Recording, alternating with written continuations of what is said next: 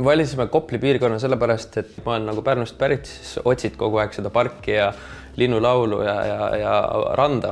Ja siis täiesti juhuslikult see kõik sobis ja siis me kohe bookisime ära ja tundus, et see võiks meie kodu olla.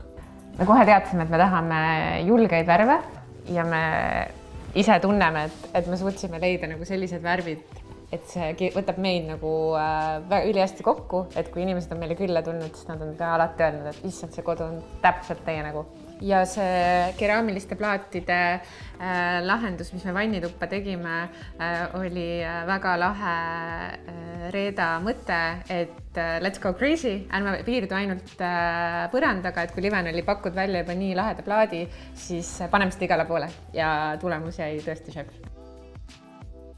Me teadsime enam-vähem, mis me tahame, aga siis Reeda abiga me suutsime selle nagu terviku luua, mis on kodupäeval ülioluline. Ja no muidugi see lae teema on ka asi, mis meile kohe nagu ideena meeldis, mis oli Liveni poolt juba olemas on, et me nagu hoiaks mingid laed betoonsed ja üks hea sõber mul käiski külast, ütles, et selle korteri puhul talle kõige rohkem meeldib meie lagi.